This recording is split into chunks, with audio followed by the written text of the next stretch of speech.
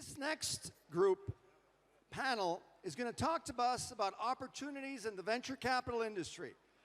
It's my honor to introduce to you the moderator of this panel, Phil Wickham. Phil is the founder, chairman, president of Kauffman Fellows. Kauffman Fellows, for those of you that don't know, is probably the #1 organization dedicated to spreading the VC community through education and practice. Ladies and gentlemen, Phil Wickham.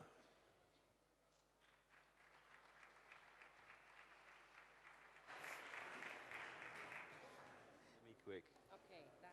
We're done? Hey, everybody. All right. So we're going to bring you home with this last panel. I look much better with... We're going to talk about thunder lizards and opportunities and challenges in the venture world. If you guys want this, I'm feeling there wouldn't be that many people here because it's the end of the day. If you want to move down, you can, because I'm actually going to open this up for questions towards the middle of the event. Anybody who knows what a thunder lizard is? Anybody know who coined the phrase thunder lizard? Anybody knows who coined it? No? Mike Maples of Floodgate, one of the best venture guys in the world, coined the phrase. How many of you are entrepreneurs in the audience? Hands up. Keep your hands up if you think you're going to be raising money in the next year. Okay. We'll be hopefully talking to you mostly. How many of you are investors? Okay. How many of you have been investing for more than 10 years? Okay, not that many. All right, good. Well, let's get started. Can I invite the panel to come out here and join me?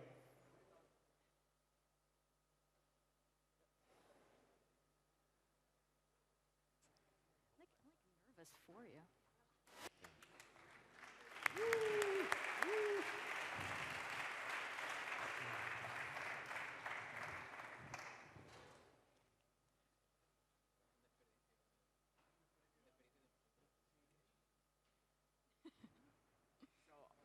I'll make a quick group introduction for you. It'll save them all long introductions. These 5 funds in front of you are the 5 best funds in the world, and you'd be thrilled to have any of them invested in your company. And these 5 people are the 5 best venture capitalists in the world, and you'd love to have any of them on your board. So now you guys don't have to do any promotion. I like it. I hate it when you underestimate us. So I'd like to kick it off. I live in Silicon Valley, and there's this ongoing debate between the likes of Mark Suster and Mark Andreessen, who see a very, very positive state of the venture world. And then you might have read that Bill Gurley is skeptical about some of the unicorns and the things that are going on. So I wanted to open up to all of you, and maybe Carolina, I could start with you and ask you all to just quickly introduce your name and the fund that you're with. But talk about your personal view and maybe your fund's view of your level of optimism about the industry and the sort of things that you might be a little worried about. Would you mind kicking us off? Of course. So I'm Carolina, and I work at Atomico. Should I set off and answer the question? So, I think no one really knows what's going to happen to the economy generally, regionally, like in China or even globally. But at the same time, I think that there's some trends now that are pervasive and different. So if you just think about, the number of connected devices at 50 billion, the time that people are spending online is 8 times higher than in the early 2000s, 2.2 billion smartphones, and then just a lot of technologies that are, becoming utilities. They're making people's lives easier, faster, and cheaper. So, for instance, I cover fintech, and I think payments is a huge example of that. If you think about someone, a merchant taking a business online with Shopify or payments with Stripe or, something like Square or iZettle. And then now in London, Londoners paying the two with Apple Pay. I think that, no matter what happens, there are certain technologies that are there to stay. And I think some of the argument is around unit economics, and certainly, I think it's also focused around the Valley and a little bit of what's going on there, which is a bit different than here. But at the same time, I think that if you're a business changing things and you're mindful of the economics, then, I'm more on the bullish side than not. Alex? That's helpful. I'm Alex. I'm with Salesforce Ventures, and because we're focused entirely on enterprise, I think we have a slightly, we view the world as a lot of our investments are SaaS-based, recurring businesses, where, kind of in the long term, we think the biggest issue we have is less about companies sustaining, given a lot of the business models that are in place when we invest. It's more around some of the hype around the valuations and certain entrepreneurs kind of wanting that for the sake of this word unicorn, kind of wanting the valuation for the sake of that. And the nice thing about enterprise businesses is that because the revenue stream is very predictable, you can kind of understand what the business looks like, even if it's growing rather than 100% at 60%. We take that view around, from a longevity perspective, we like to see businesses that can kind of survive that, if there is that kind of downturn. And SaaS businesses are very prone to that. I think where things get dangerous is where unjustifiably companies are looking for that valuation before they're ready, and it kind of can cause issues down the line. So, certain companies are able to get that valuation today, but at the same time, the best entrepreneurs kind of are heads down, building a great business, a sustainable business, and they let the valuation follow rather than the other way around. So that's kind of what we're attracted to. Easy?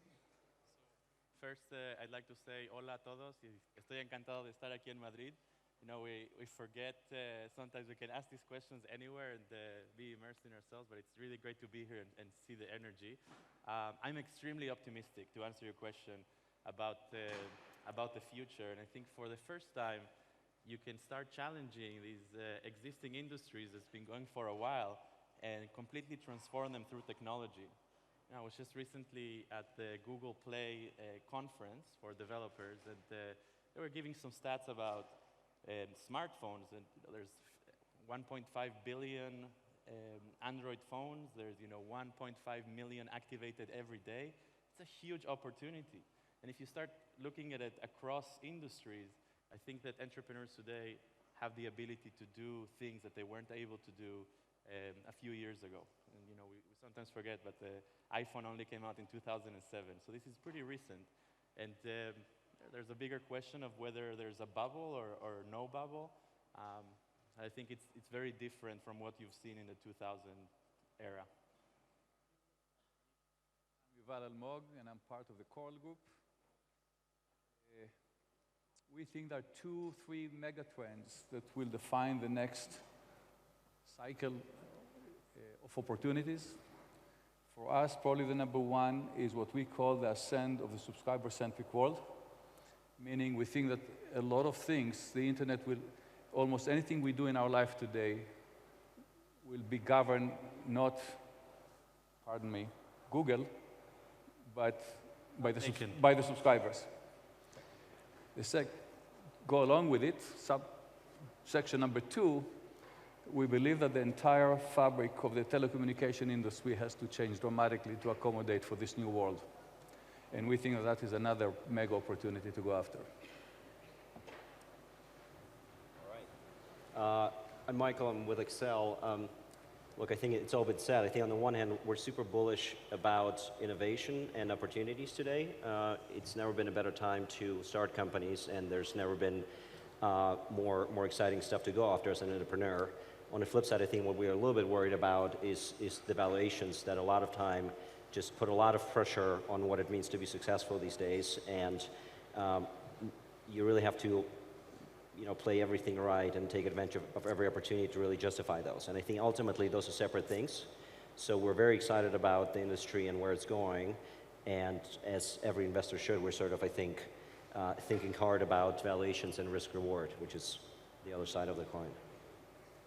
And Michael, just to follow up, I mean, Accel's got a few companies in the portfolio that you got into early that are valued very high, extremely high in the private markets.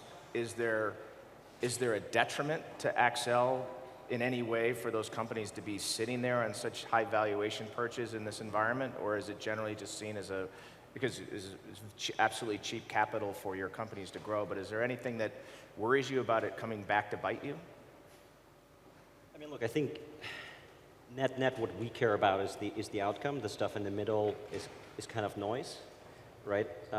So latest round valuation, I think it's all around what we focus on is how is the underlying business doing, right? And then, but to answer your question, what can be the downside is, of course, if you have some very high valuation that you did on the last round, and then the next round presumably has to be higher because, you know, there is, you know, momentum. There were options that were being struck, employee morale, and then it turns out that the next round maybe doesn't have that, and so you get into trouble with that. So I think you want to stay with valuations proportional to where you are as a business, right? So it can be completely detached. Otherwise, eventually, you know, these things end badly for sure.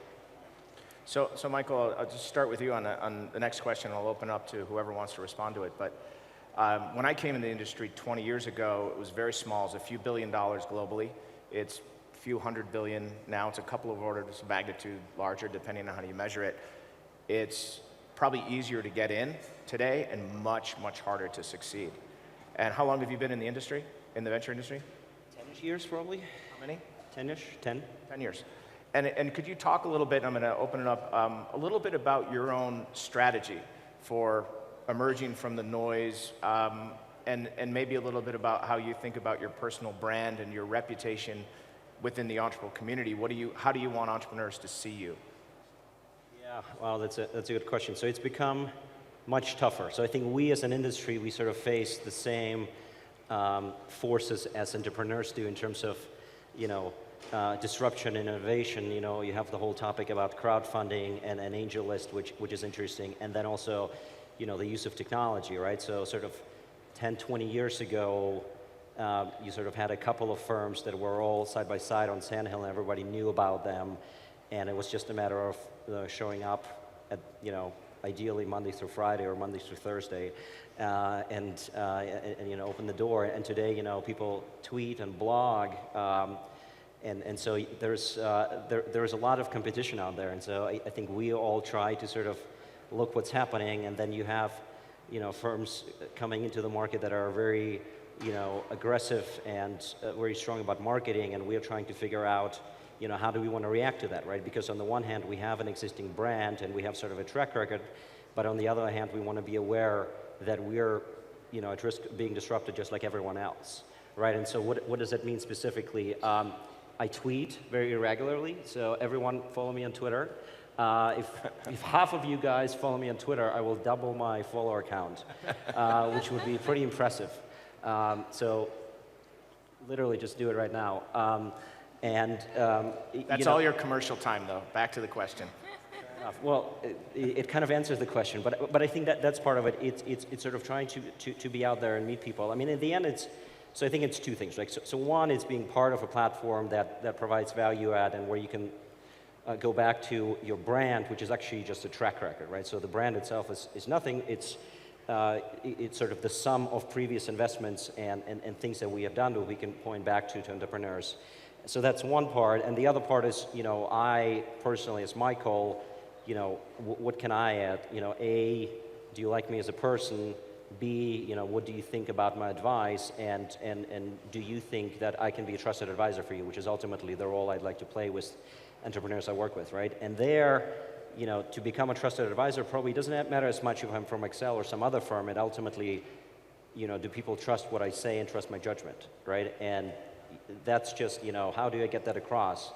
By trying to be really thoughtful and charismatic and everything at the same time, and it's difficult. I'm not very good at it, but I'm working on it. Yuval, just cutting to the chase, same question, but also you've been doing this for a while. How would you want your entrepreneurs to describe you? Those who've worked with you, what are, you know? Carolina is asking me, you've backed me, and she's now going to take money from you. And she said, what's this guy like? And I'll say, Yuval is following. How would you want the entrepreneurs to describe you? It's a self-serving question here. Commercial time.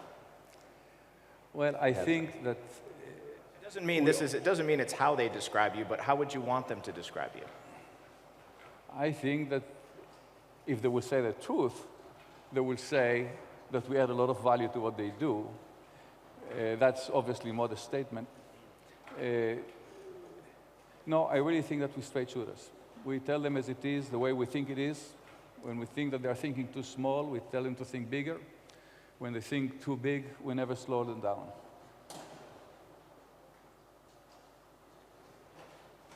say that the focus is not so much on personal brands and more on building great companies. And the entrepreneur is really the star of this show, and we're there to help them achieve, the maximum that they can. And we're doing it together as a partnership, so everyone brings obviously their own personality, their own interests, their own passion. But ultimately, when you are able to marry this passion with the entrepreneur's passion, and it doesn't feel like work. And I would say as a firm, our focus is really on trying to add value in constructive ways, whether it's the partners themselves, through the work that we do on boards, etc., the support functions we've built inside Google Ventures around design, recruiting, business development, marketing, PR, etc. We have a large team, and there's many people whose job is to support our portfolio companies, so we work closely with them. And then finally, with the access to Google, there's a lot of smart folks at Google that can be very helpful to these companies, and in many cases provide another perspective or help validate assumptions or have a very useful chat.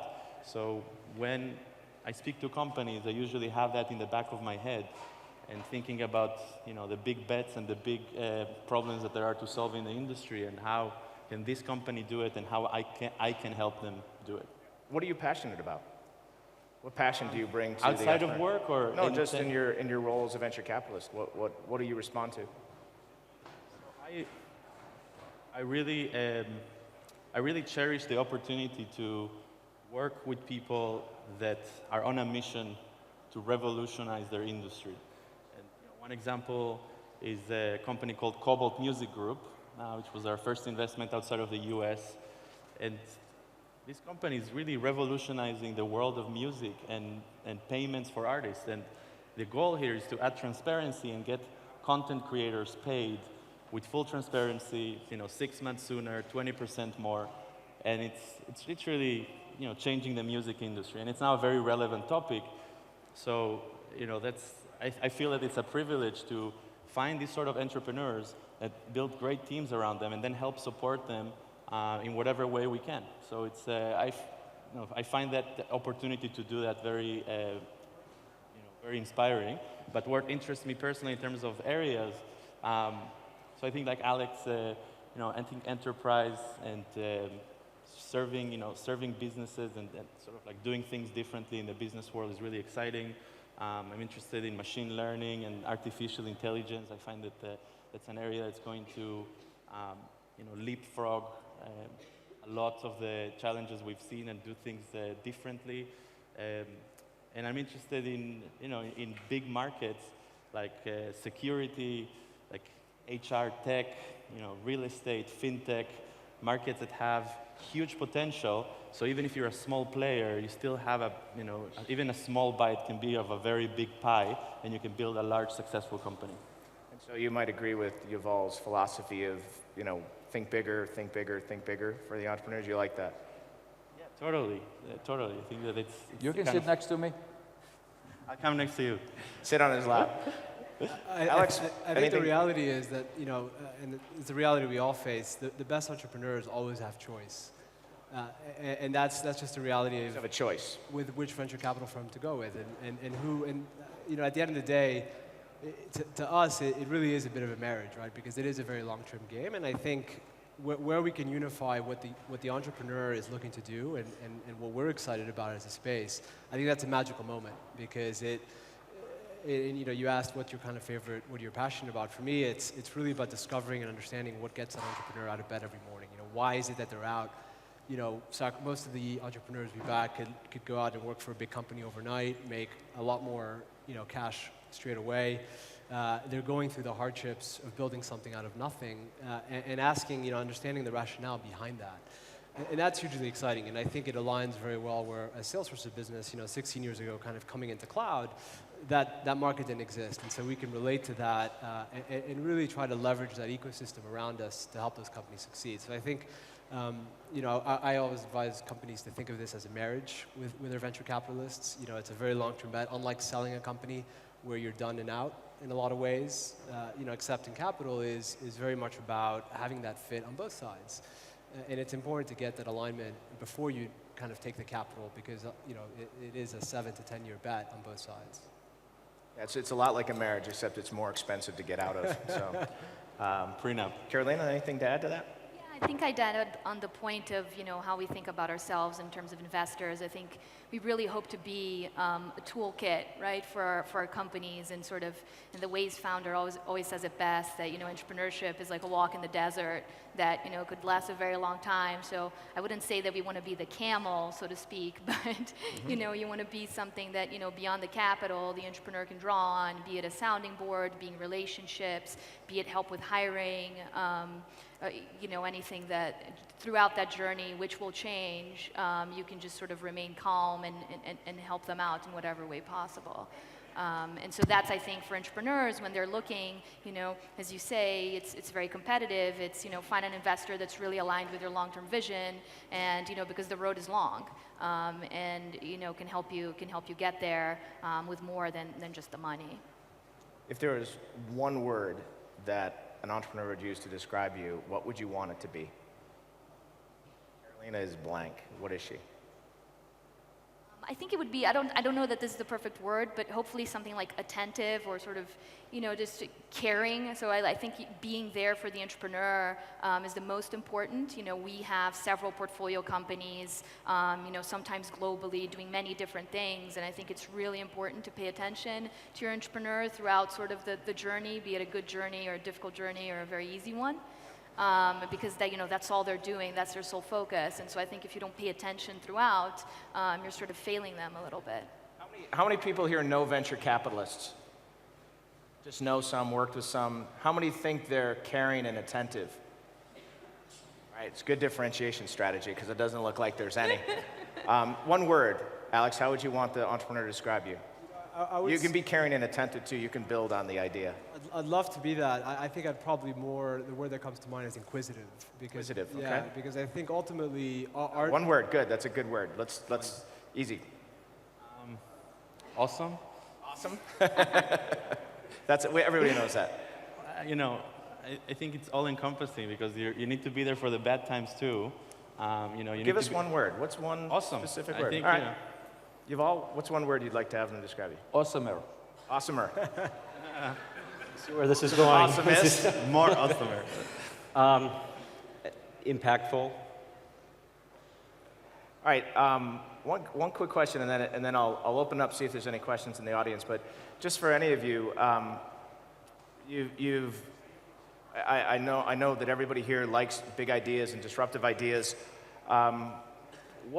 What gets you to work on a deal? What gets you excited besides somebody coming in with a very big idea?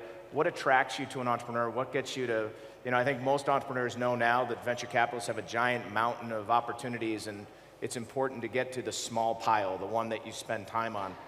What are some of the traits or things that you see in an opportunity or entrepreneur that gets you to spend time on it? Whoever wants to answer it. I would say it's quite simply, does this individual have the magnetism such that I feel I wake up wanting to go work for this person? And I think the best CEOs have that, because it is a long journey, and you kind of have to carry that torch. As an example, we just invested in CardoDB, a Spanish company that I'm sure many of you are familiar with. And the first interaction we had with the team was, they have this energy around them that, as bold as their vision is, you kind of just want to jump in with them. And I think the best entrepreneurs, from winning at deals and actually building a great business, have that quality. It's that slightly combination of being a bit crazy about their vision, but at the same time having what it takes to back it up, which makes me dive in. Go in the other direction, or slightly other direction. Authenticity, I think, is hugely important. Authenticity. I mean, the problem is, so I think everybody wants to be this high-powered, energetic entrepreneur, the go-getter, the one that's really excited, but that's just not what the average population looks like. And I think I just really like the idea of interacting with someone and saying, hey, this person is authentic, they know their strengths and weaknesses, and they are going to be surrounding themselves, hopefully, with people who can augment them, right? And I think if I look at our entrepreneurs, they are anywhere from super charismatic to sort of more quiet and thoughtful, and they all make it work. I think it's more about, coming across the way that you are, in fact, and being honest about sort of your strengths and weaknesses. I'm not sure those two answers are mutually exclusive. I think a lot of the energy comes from, I think authenticity is a core trait. Anybody else want to add any thoughts to that? Yuval? Smart. Smart? Imagination is more important than knowledge. And most importantly, on the business side, he has to know whose custodian is he. Who is it going to take care of in his business? If he's confused about that one, there's a lot of work to be done. Say it again. Whose custodian are you? Who are you taking care of in your business? Whose custodian are you? Easy? Just add the creative. It's all about doing things differently, right? At the end of the day, whatever we've done so far got us to this point, and these guys are trying to, or girls, women, trying to innovate in their industries and how to do things differently. So I think thinking out of the box is really important. I totally agree with authenticity, and I look for it, integrity, and I think it's an important signal. But also like focus and single-mindedness. There's so many opportunities, and it's so easy to get distracted that I was talking to Ali Partovi yesterday, and you were moderating his talk yesterday, and I totally agree with his opinion where he said that it's not about not diversifying. You can diversify over time, but you have to give it all for this one idea. And this is why I'm backing you, because I believe in this story, and I want you to try it all the way. And if we change, it's because you already tried all the way, but you have to be focused and have this single-mindedness. Caroline? Yeah, I would agree with all of that, and I think maybe the final point to add is you can also tell a lot about, co-founders or founders by the people that they have, that ability to attract people that, the CEO might be an 8 out of 10 on something, but if he's hiring 10s out of 10s around him and they're really attracting that talent, then there's something there. And that's, a nice indication, which, sometimes just in an interaction you're not able to tell. So that's something that we try to spend a lot of time with the team at large, because it's often, a really good indication of just the magnetism and authenticity and all these different things of the leadership of that founder. It's great. I mean, it's some great themes out here for those of you raising money in terms of, I think authenticity is the absolute cornerstone of your, and oftentimes true authenticity for a great entrepreneur takes you in a bizarre, creative, imaginative direction that's not necessarily popular, that actually looks crazy to most people. And I think the salesmanship, a lot of the things that I'll do is, if you're going to build this company by selling something to somebody who doesn't even know they want it, if they can't sell you, they probably can't sell the customer. And I think that's a great metric is would you quit your venture job to go work for this person is probably a really good first metric for how to be attracted to a deal. I like that. I've still got questions, but is there a question? I don't know tell me a question, I'll repeat it.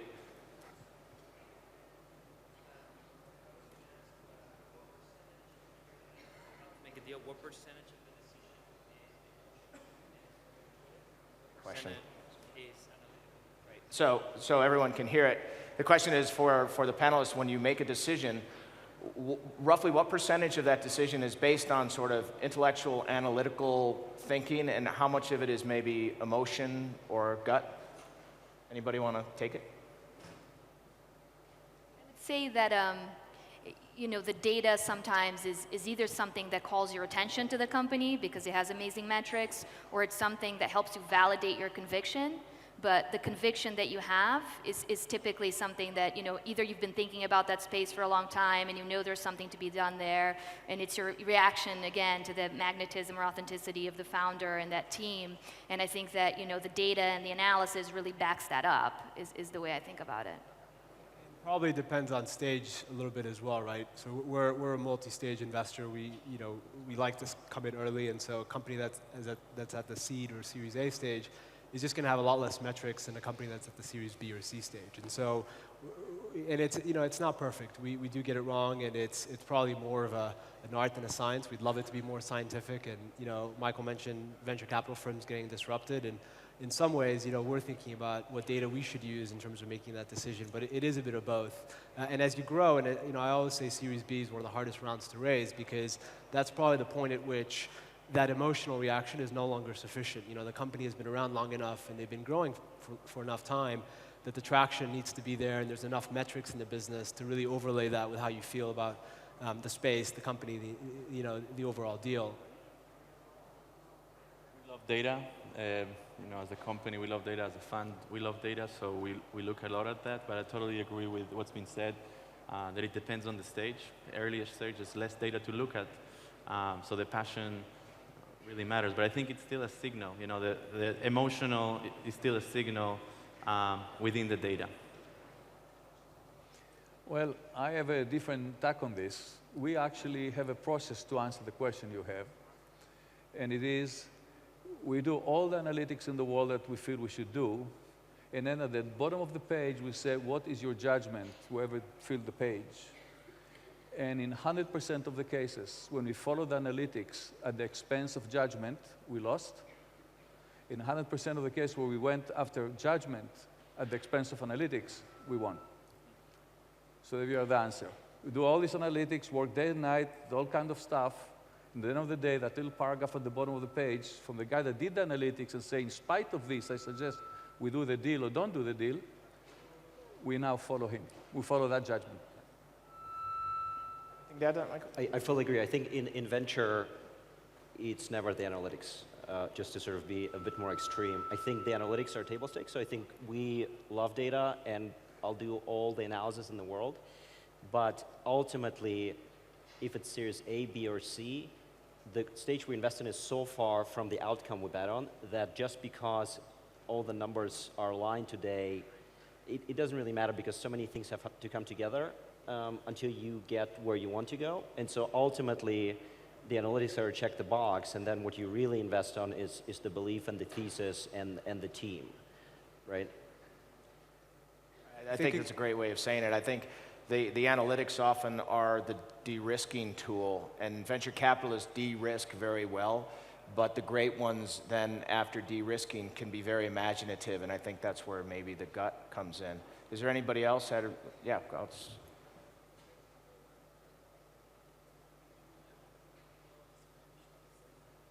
experience with Spanish startups. Okay. And actually, if US, so you have a mic, but I'll repeat it. Okay, and I had that.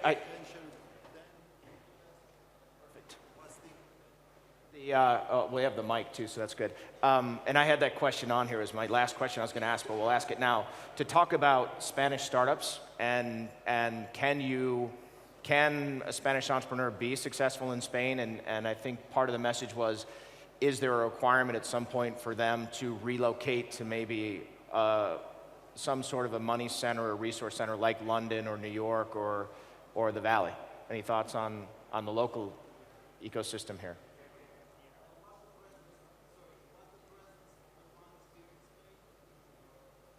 the funds that we are talking about, I mean... How much presence do they have in Spain? And are you starting to look here? I'll take a stab. Go ahead. I've been coming to Spain for a few years. When I first joined Google, I was focused on the Spanish market. I've been coming for a few years, and I think I've seen incredible change in the Spanish startup ecosystem. I think the timing is incredible, and the momentum is definitely on your side. In Spain, I met with a few companies during this trip, and I was really impressed. They don't speak, they don't speak to the Spanish market. They speak in the global language of innovation, and they have global ambitions. And I would say that regardless of moving, I think to be successful, Spanish startups need to think global. And it means, having the products in multiple languages. It means targeting multiple markets. It's okay to start from the local market, but really think global. And we're thinking about backing companies. We're thinking about finding the ones that want to dominate the category, or try to at least shoot for the stars.